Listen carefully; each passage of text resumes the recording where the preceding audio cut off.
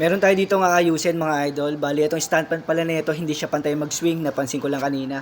So ngayon, papaandarin muna natin para makita natin ha. Kaya medyo layuan natin.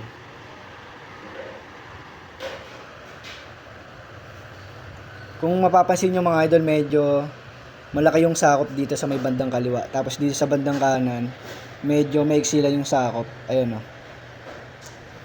Diba? So ngayon gagawin natin, papantayin natin yung pagsiswing mga idol. So para sa mga nag-aaral mag-refer, eto, panoorin nyo to hanggang dulo mga idol para matutunan nyo. So ayan, kailangan i-straight nyo muna siya. Straight ha, straight. Tapos nandito yan mga idol. Oh. Ayan. Kung mapapansin nyo, ito. Medyo malabo ah. Ayan, kung mapapansin nyo mga idol, ito, ayan o, nakapag-ganon siya. So dapat parang letter L yan mga idol. Kailangan nakapantay siya dito kapag naka-straight. Kapag nakaharap tong electric pan, yan, kapag nakaharap yan, kailangan yung ito, yan, kailangan naka-straight siyang ganun. So hindi siya naka-straight, naka-ganon siya oh. Kaya hindi pantay mag-swing yung electric pan na to. So ngayon papalitan natin siya. May mga ano ko dito, yan o, sa swing arm natin madami. So hahanapan natin siya ng katugma niya mga idol para magpantay ito. So kailangan kasi pantay ito eh. Ito mga idol, natanggalan natin. So ito yung naging problema nyo. So kailangan naka-straight siya. Straight, tapos ito, kailangan naka-straight to, yung dito sa baba ng gearbox. So kung mapapansin nyo mga idol, ayan o, bitin siya. Ayan o, bitin.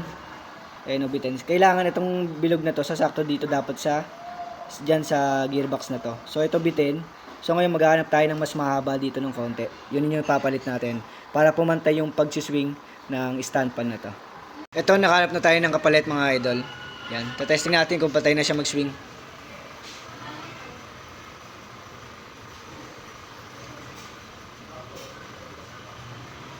So ayan mga idol, parang patay na naman siya mag-swing. So ngayon i-steady natin, tingnan natin kung magpapantay. So ayan, pantay. So dapat pantay siya mga idol. So ito pantay naman mga idol oh. So para mas makita natin kung pantay na siya mag-swing, so assemble na natin siya. Okay, ito na-assemble na natin mga idol. So ngayon testing natin kung talaga bang pantay yung pag-swing niya ngayon.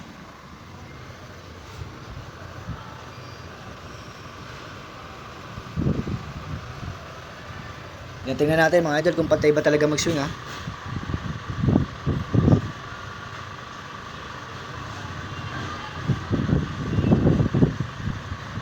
Eh mga idol, di ba? Pantay na siya mag-swing.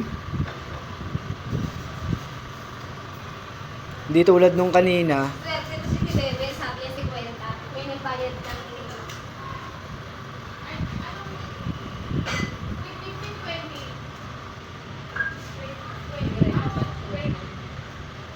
Ayan, okay na yun mga idol, pantay na mag-swing.